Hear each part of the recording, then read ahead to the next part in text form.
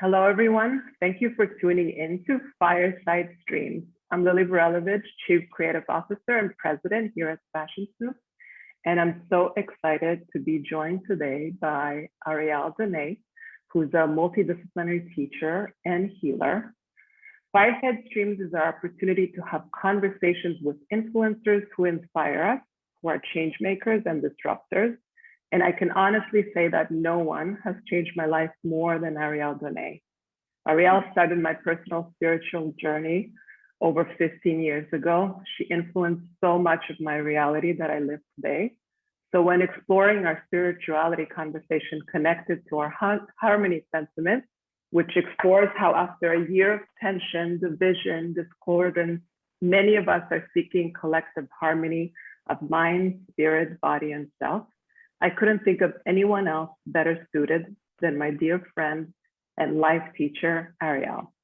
In this cultural sentiment, we explored the importance of leaning into our emotional intelligence, understanding and voicing our feelings, searching for emotional relief, and more simply put, understanding ourselves. It's evident that spiritual healing and self-awareness is top of mind for many of us at this moment. Many fringe conversations that earlier were explored by the few are now explored by the mass and more accessible to all of us thanks to technology. Just a disclaimer for all of you, Ariel and I are really close friends. So this interview is going to take a more casual dialogue since we know each other well and we have traveled lifetimes together. So welcome, dear friend Ariel. Thank you, Lily. Thank you for inviting me to this really great moment together. Of course, dear. So we will begin. Why don't you begin with just an introduction? I know it's probably impossible and we would need 3 hours to go through everything you've accomplished and everything you've studied, but just a quick summary of your journey of learning and teaching and working with people. Well, okay, a quick summary. I have been on the learning, student, and teacher healing path since the late 1980s. And through challenging moments in my life, it woke something up inside of me. And that something was to really understand, what does it mean to be human? And not just on a theoretical level, but on a spiritual and experiential and life-changing level. So I've been on this journey, searching and learning and teaching and working with people from all over the world, blending in many modalities as I go along the way. I'm a huge believer in the human spirit and love to create context where we get to discover ourselves beyond beyond our history or beyond our wounds or beyond even our stories. And so it's been about a 30 some year journey that I've been on. And like I said, I'm so pleased to be here with you. So what a year have we been through? It's been an emotional roller coaster. Many of us learned a lot about ourselves and humanity and just the uncertainty of life itself, which we kind of thought was certain, but wasn't. During this time, I know that we've noticed more and more people turn to spirituality to deal with this moment and also just explore themselves, their emotions more than ever before. Can you, from your perspective, kind of share what you think this moment is about and why finally humanity is turning to asking the big question? That's a great question. From my perspective, as a person who walks alongside people as they grapple with themselves, I've really noticed a trend, especially in the last 5 years, and then 5 to 3 years, and then 3 years to 2020, that people are starting to understand that accepting the status quo is not necessarily in their best interest. And the pressures of reality kind of pushing us all to think differently and to perceive ourselves in reality differently has definitely come to a head, since what's occurred in the pandemic. And I see that in many ways, it's a good thing because it's giving the collective permission to say, okay, I've done my life up till now in these certain ways, and because of what's occurring with the world, rather than trying to keep the status quo, now might be the time for me to actually take a moment and look inward. As a person who is a healer and a teacher, I'm aware that when a person holds on to their history, their wounds, or their story of the past, then their perception of reality is limited by what's occurring in the brain and in the nervous system. And so when our perception is limited, we accept the status quo. We just keep doing what we do, thinking that, you know, the next day will be a better day. But in this moment in time, I think that this pressurized world that we're living in, it's giving people the chance to go, wait a minute, do I really believe that my perception alone, the way that I perceive reality, is true? If I were to look inside myself and potentially heal parts of my own history, can I perceive reality in another way? And I find in working with people that when we give ourselves time to work within and to unravel some of our own pain and trauma and history, that we can see outwardly the panorama of life from a perspective that's not trauma-based or pain-based or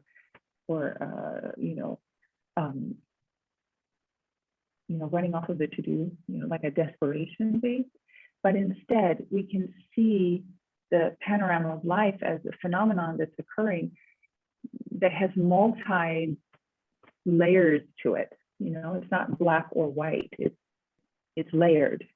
But we can't see that or perceive that if we're caught by our own history, if we're caught by our own belief systems. So, being willing and able to work through gives us this chance to go, oh, not only can I perceive myself differently, but I can perceive life differently, and I can start to engage at a level that's more proactive and pro-life rather than potentially self-contracted. And ultimately, when we're like that, we're not even pro-life inside ourselves. So if we're not truly pro-life here, it's hard to be pro-life there. So I kind of see this, world events as an opportunity. And I think people are seeing it as an opportunity. I mean, everyone's at their own level of awareness, right?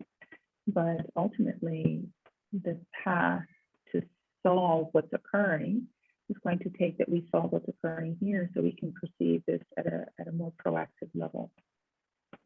Yeah, such a great point. We've been talking a lot about wellness. And I think for most people, wellness has always been an external to do.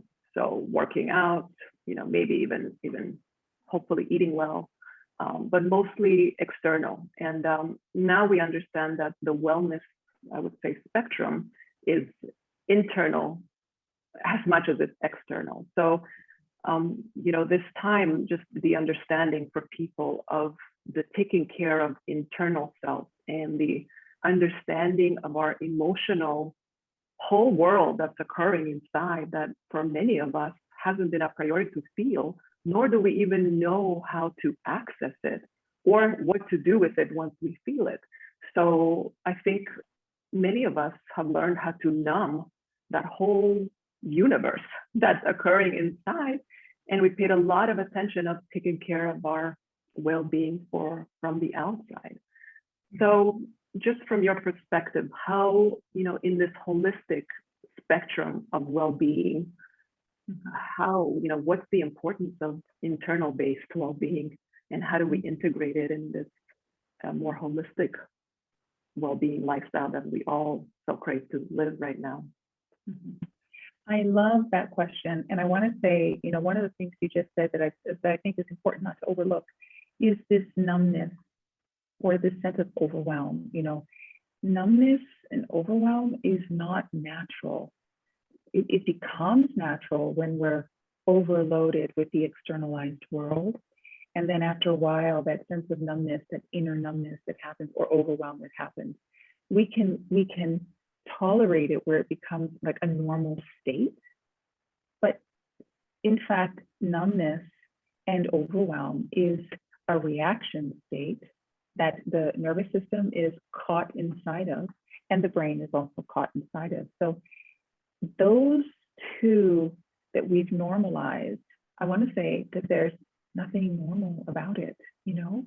And I love that question because it means, oh, if that's not normal, you know, how do I resolve my own numbness? How do I resolve my own maybe overwhelm?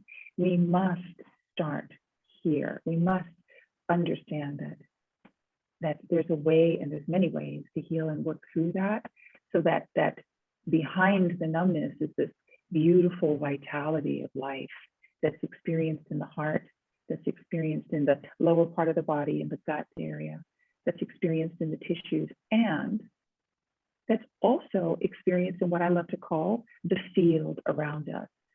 So when we're numb, we can't perceive the field. We can't perceive the heart.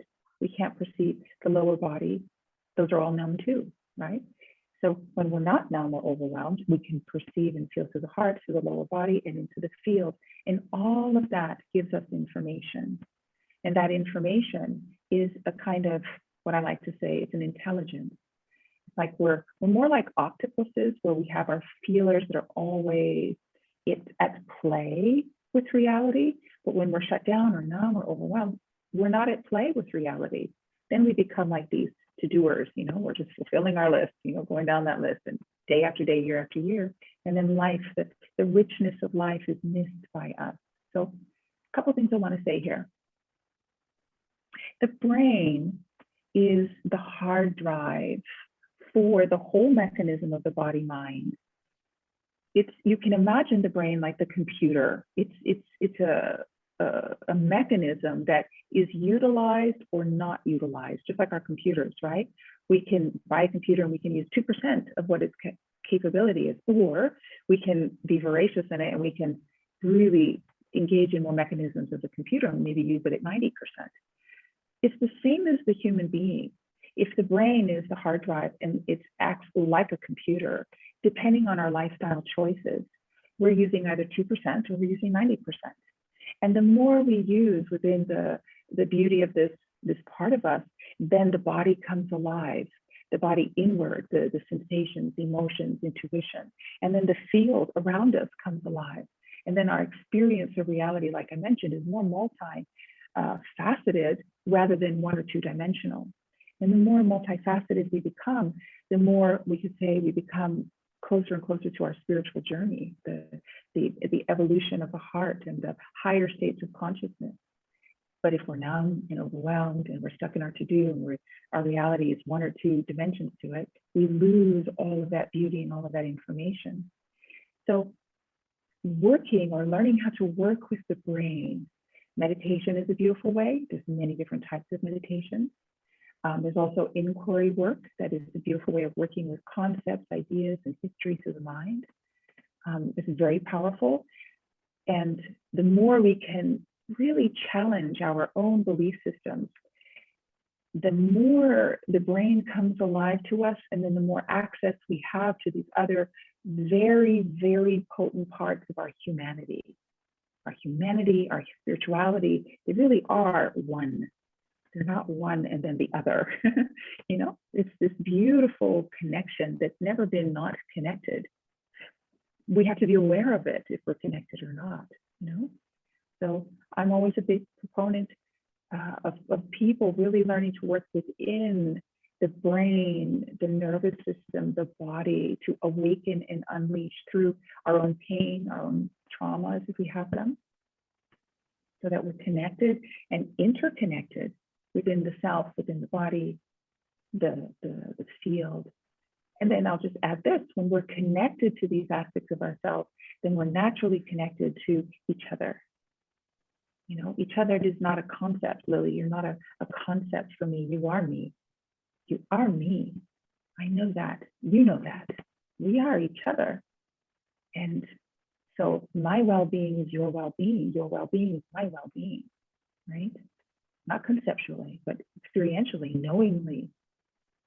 And so the more we work within ourselves and undo whatever limiting perceptions that we're stuck behind, the more we can release ourselves into this larger context of existence. And then the more we can meet our world together and learn to solve what needs to be solved, not as an against, but as a togetherness in the process. Yeah. I would echo that with sharing just my own personal journey. I remember walking into one of your workshops probably 15 years ago, and just sharing with you how, you know, I've done the to-do list, like everything I've wanted. I checked off the list. I lived in New York. I had my own business. I had a beautiful family. Check, check, check. An incredible husband, all of it. I had all of it. And I just could not feel any of it. My question to you was, why don't I feel any of it? And exactly as you said, you know, the dive inward of making that as important as our to-do list is crucial. I think that this wake-up moment has made us all realize, okay, we are experts at the to-do list. We know how to get stuff done, especially New Yorkers. We know how to get from point A to B the quickest, the fastest, the most efficient way possible. And meanwhile, we are not there to feel any of it. So I know you work with so many women around the world, just helping all of us tune in. The life begins inside. And like you said, we get to feel what we accomplish and what we create and what we, you know, witness fully only when we tap inside and not just externally. But yeah, it's been a gift for me, the internal exploration, and it never ends. It never ends. It's a forever deep dive inside the self, the person that we are, and the continuous asking of, who am I? Yes, yes. And it's just like infinity, you know, if you think of the word infinity and the beautiful sign of infinity, right? It's a loop that never ends. It's a closed loop. Well, consciousness and experience is infinite. The brain accessing into these components is infinite, you know? And when we can really dive deeply within, and we find that the moment we think we land, a whole new space opens up. It's just like, oh, I see. I'm just beginning. Yeah. Right? Yeah, exactly. Yeah, and just to add, you know, Ariel works with not just women, men, kids, you know, the gamut, animals as well. So yes, you know, as a woman, have experienced the work, but you know, my whole family has as well. So let's move on to my favorite topic. This one I'm so passionate about, and the topic of addressing the importance of truly knowing yourself as part of the creative exploration. So during the pandemic, I really tapped in, I think, in one of my meditations where I sat on the mat and was really suffering, you know, what our creative industry was going through, because it happened overnight. We were all trying to figure it out. And I just was so clear that what creatives need right now is internal healing more than anything else. And that we have been on overdrive, just creating product without questioning the inner self. And when we talk about sustainability or product with meaning, or how do we do better, how do we treat it, you know, just create better, I think the answers, or at least what I understood, was it's understanding ourselves. And until we do that, until we give time to ourselves, the product we create will be empty and meaningless. Excuse my directness with it. And it has been. To be honest, creatives don't have time. You know, we're just pushing out ideas so quickly. And I know for me as a creative being, I don't have access to ideas if I'm depleted or empty inside. So, you know, you're speaking to a creative community here. And I think there's two things that I want you to kind of talk to. You know, I see the importance of self-knowing, self-healing, and self-responsibility that really connects the choices we make around everything we touch and create. So I think it's important for all of us to hear that what we put out into the world has a lot to do with how we feel inside. Mm-hmm. Mm-hmm. Mm-hmm. It's again a great question here. How I would answer this to all the creatives out there, and I'm one also, so I understand. There's a distinction between, what's the trend and what wants to be born, right? And a true creative, when you feel so in the flow, right, where the right brain is absolutely unleashed and the left brain is assisting the process, we create from what is wanting to be born from us, which isn't necessarily what the trend is. Now, I want to say a couple things here. The more you get to understand and to really cherish and appreciate this one that you are, the more you sink in and get to know her or him, then what wants to be born is right there. It's always right there. And usually what wants to be born comes from a place of what's missing. So we look out at the world and we say, what's missing? More of this, or less of that, or this has never been thought of before, or, whatever, the mind can go to, the creative mind can go to. So the more we're in tune with ourselves, the more we can see outside and ask, okay, what's missing now? How do I see what's needed versus what's the trend? What is everyone else doing? And I'm going to do a version of it slightly better or different, right? So that's the first thing I want to say. The second thing I want to say is this. Part of why the world is where it is right now, I believe, this is just my perception of reality, is that this question of what's truly needed hasn't really been asked at a deep level. Now, a creative can't always manifest, the art, right? It's a journey of cooking in a way. It's like you're self-cooking in the ideas and in the inspiration and in the imagery of what you perceive as missing. And then, that takes time. It's like ingesting anything that's creative, right? So I see why the world has gotten to where it's gotten in these last couple of years in particular, is because the creatives are so pushed on the to-do list and they're not having the chance or the time to really sink within their own experience, look out at the world, see what's missing, and then find a way through inspiration to create that. And that takes time, right? We haven't had that. It's almost like creativity has been put on a commodity, keep it moving, keep it moving, keep it moving. And then we've missed what's missing. And so much is missing, so much is missing. Yeah. And the more we go inward and we really take the time to undo any blockages that this one has, I have, right? Then what comes alive is more potential, more room for this creative experience, this creative flow. You can't create necessarily from the left brain. The left brain is always going to recreate what's already created.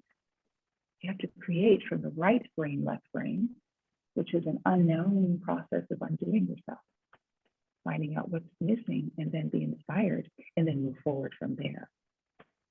Yeah, everything you shared is how we create. Honestly, I have to say, through my learning with you and just a deep dive into myself, a lot of the concepts that we incorporate are things that just land in me. Like it's the creative process can't be pushed, like you say. They just drop, like drops of water in you, and then it's like aha, And if you try to get that aha forcefully, and I have that pattern too. So I always have to teach myself to, if the answer is not coming, it is not time. Just give it a moment. Right.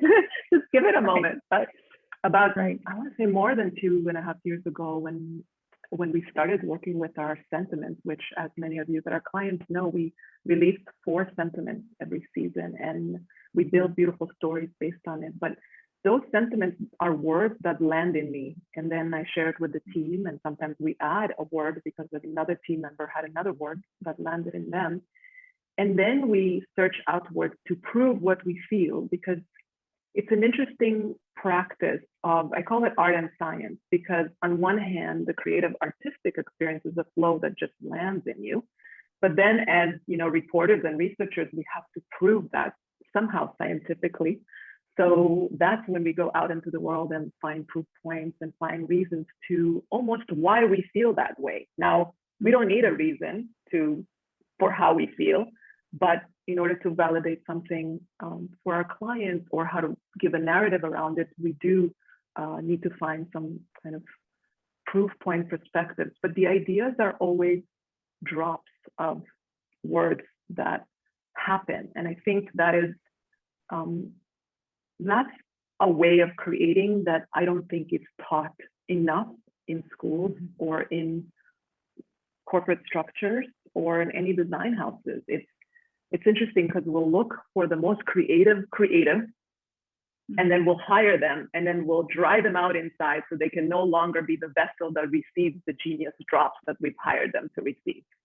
Mm-hmm. And that's something that I am so passionate about changing. And I love how you named it. It's like, if you are, like, for me, how do we support creatives to become that vessel again that just lands these beautiful ideas? And it's, the resonance of those ideas is what makes people want it. Like, it's that pure resonance of something that people will go, wow, I really need that. And when you meet a creative like this, mm-hmm. you just know it. Mm-hmm. Mm-hmm. Mm-hmm. And you feel it for the product. It's so true. It's so true, Lily. And one of the things I would say, the element really to nourish the creative is time. Yeah. It's time. It's dissociating, disconnecting from the external world, and to go inward, whether inward on the mat, or inward in your home, or inward in the forest, or inward in the sea, or just those moments, right, where you connect, reconnect. Because the time element and then the disconnect element allows for, as you experience, what rises up inside of you, right? Yeah. And, I've watched you all of these years, and I know that you are such a dedicated student of yourself and of reality, and have watched how you've been able to make these shifts and changes for yourself, where you're learning to prioritize time and disconnect, and really trusting the voice or the inspiration that rises, which is phenomenal. So the fast-paced world oftentimes goes against the creative process. Yeah. The seclusion away from it that allows for that to resurface inside of us. Yeah. I'm almost feeling like, there needs to be an element added to the seasonal cycle where you let the creative, whoever that is, or that team that is, you prioritize time for them to again reconnect to the ideas and rethink. We have such a structured, timeline. We do this, and then we do this, and then we do this, and then we travel here, and we buy this, and then we come back. And it's a process that we've done for so long that we don't actually stop to say, does it still work? And is it more valuable to prioritize? I often say to designers, you're making the biggest decision right now, and they're giving you 2 hours to do so. And the whole line of production, and then depends on it. And you've taken barely 2 hours to decide on something that crucial. Where's the honor of ideas, like you say, that are in line, in tuned with not only ourselves, but what's needed? And the knowing of that can only, I believe, can only be seen if you give yourself time to look. And it just pains me too. It really pains me. And I know that I can't change the world, but I'm going to do my best to try. Well, I want to add too, Lily, just that hunger and that pain and that desire is birthing this, as I mentioned before, we exist not just in the body, not just in the brain, but in this beautiful non-seen energy resonance. So that desire of yours is what's feeding the field. And so we matter, each of us, you know, your desire is going to feed the desire in another, it's going to feed the desire in another. And this is how we change, you know, the course of reality. This is one of the ways in which we can change the course of reality. Yeah. So you're like a lighthouse, you know, for creatives to come back and do it differently. Yeah, let's heal ourselves first, and then everything else will heal around us, for sure. Yes, for sure. Yes, for sure. Yeah. So I could talk about this for another 5 hours, but just that topic alone. But I want to address one more big question, and that's leadership. I know you work with many powerful leaders, supporting them to heal so they can heal everyone around them. I remember you telling me this so long ago.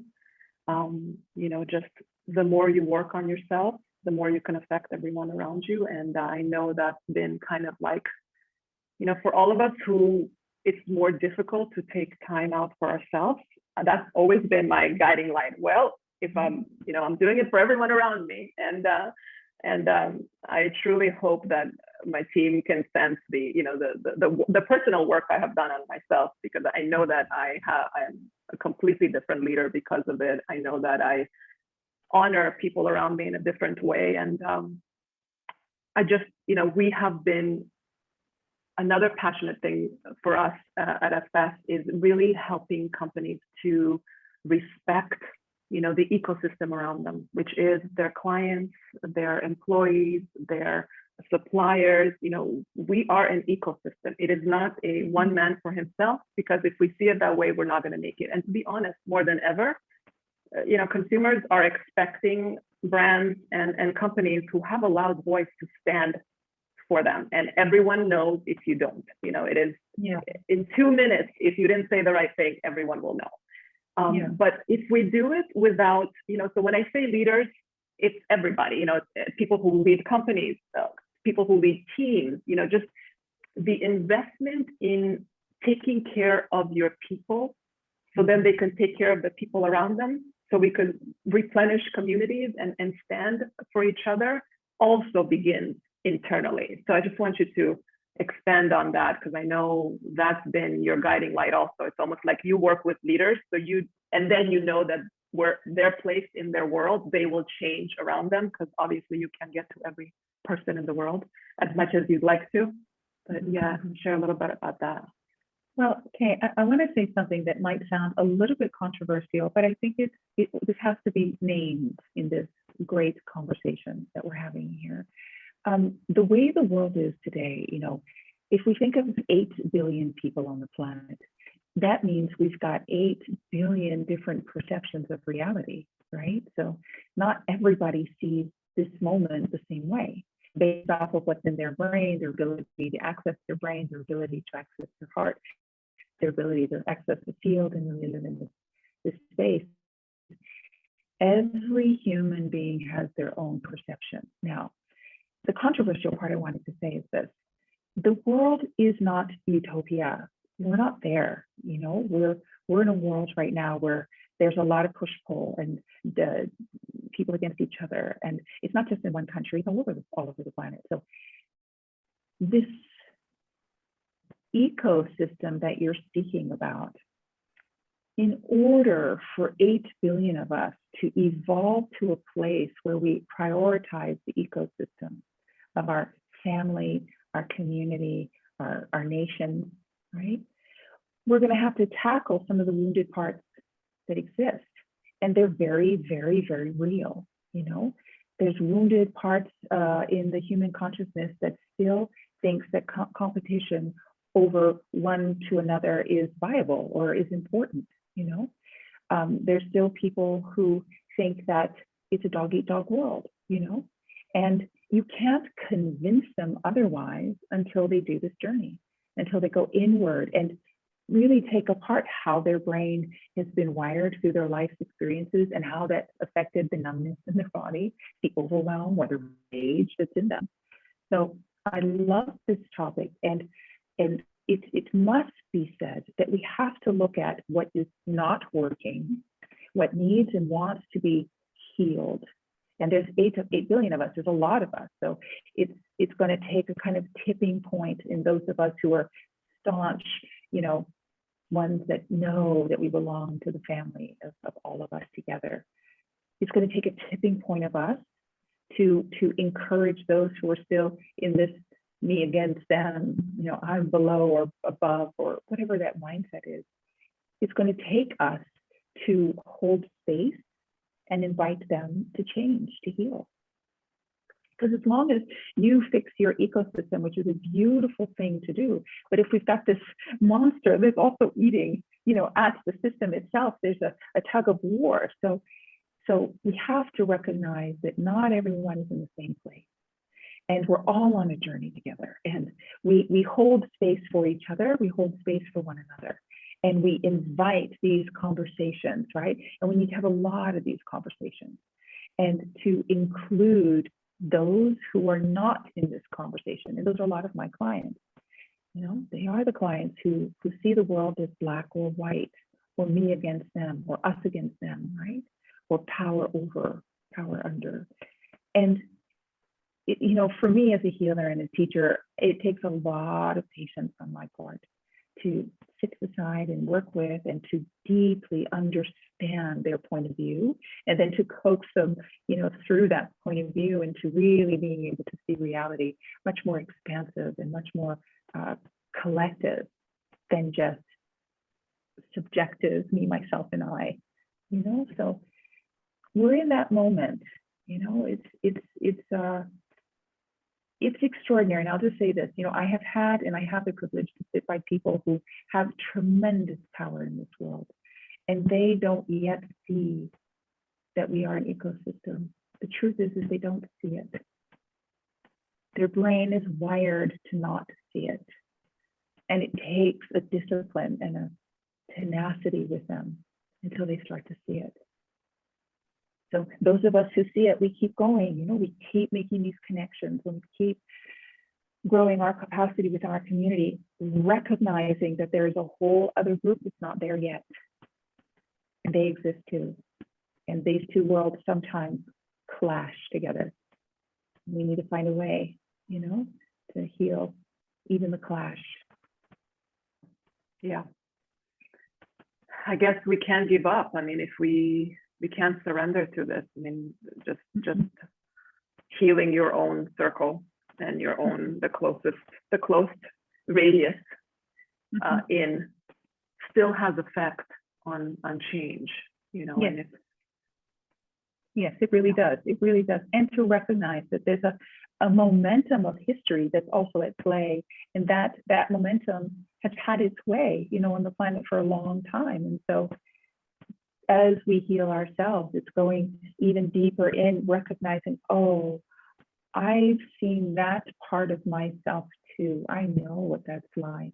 I can't judge it or go against it. I also have to learn to embrace that in me, which I see in them, and then learn how to articulate myself in such a way that slowly, slowly they can hear. And sometimes they won't hear it.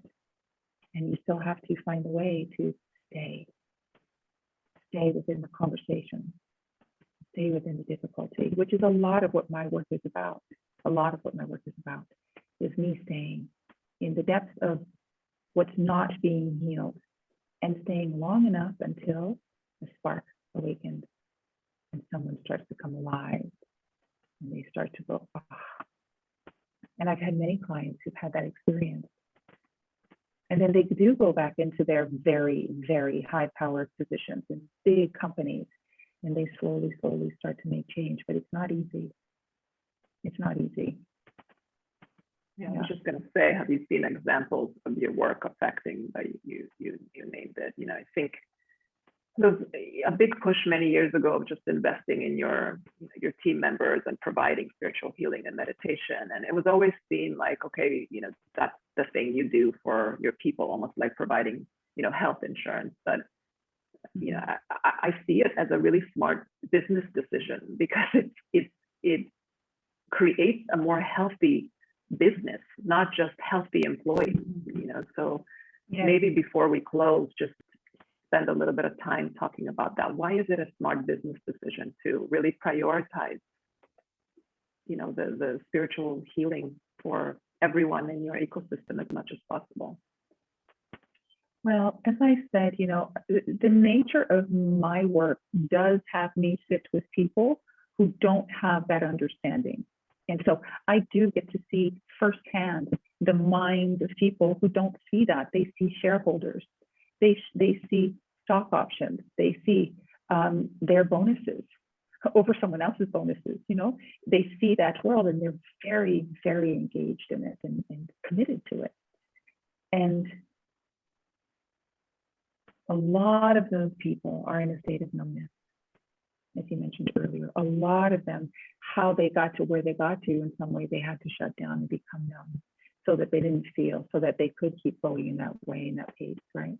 And so when they come and work with me, that numbness disintegrates and the mind opens. Now, in the ecosystems of those of us who already understand this, when I heal deeply within, here and here, my heart opens and my field of the heart opens.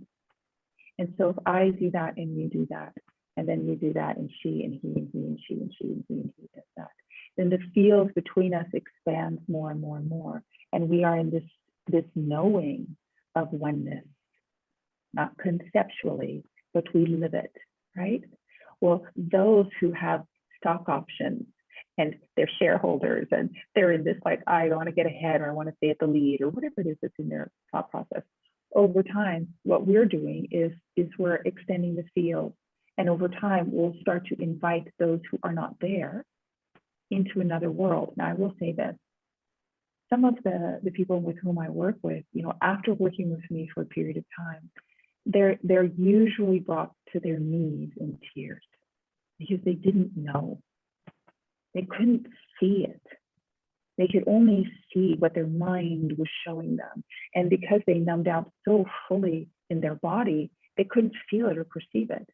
And so when they break through those layers and they start to feel, they always inevitably, some level fall to their knees and weep for what they've done to themselves, their family, and the human family. So it's vital that we stay connected and rooted within our beings, as those of us who are on this path, with the invitation to those who are not there yet because they can't see it yet, right? And like I said, sometimes those two worlds rub. They're not always synthesized together. In fact, there's a lot of this going on instead, right? But those of us who are healers, and like you and like me, we have to stay within this knowing and to reflect to them this possibility and be as bright as we can within this self that we are in our ecosystem. It's like we have to outlive that. It's like an old paradigm, right? That still exists. It's kicking and fighting. It wants to survive, right? And then there's all of us spiritual warriors who are going, okay, we're going to shine this light and you're going to feel it. And everyone's going to want it.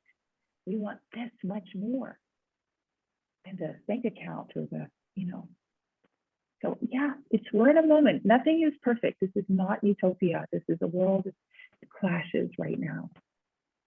Yeah. And the leadership that you demonstrate and the leadership that your colleagues demonstrate and those that work with you, we are all leaders, always. Either we're leading by design or by example, that we are connected and rooted in our being, or we're collapsed and looking at them, oh no, No, we have to stay as rooted in the being and lead from there. Yeah. And those who aren't there yet, they'll get a whiff of it. They're getting a whiff of it. They're getting a whiff of it, and it takes something. Totally. Well, dear, I this is my favorite topic, and I wish that we can talk forever, but I think we've landed the pieces that I really wanted to land, which is letting people really hear how prioritizing your self-knowing, self-healing, self-understanding, self-responsibility benefits everything, your creative process, your company's growth. Forget the pure joy that you will have more of in your life. That's just a given. But it's an important decision overall in this moment for everything that we're trying to create. So, you know, for people that don't know your work, we'll share your information, but arieldaunay.com is a great place to start. Ariel leads many amazing workshops. She works privately with people, with leaders. She's worked with many of my team members, my whole family. So there's no one I recommend more on this path of self-understanding than you, my dear. And also for all of you business leaders who are trying to figure this out and want to kind of inject this into your process, contact us, you know, just contact us or directly me. Reach out. It's so important right now. I think it's a priority. We all need to thrive. We all need to survive and thrive in this kind of epic moment, I would say. There's such an opportunity to do things differently. And if we could support any of you in any way, that would be my true honor. And Ariel, thank you for taking the time and sharing your wisdom. And I think we'll need to do a follow-up. We'll need to do a series of this conversation because I love it. One quick session is never enough. But yeah, learn more about Ariel. It's changed my life, and it's never over. Thank you, my dear friend. Thank you. Thank you for so being much. with us. Yes.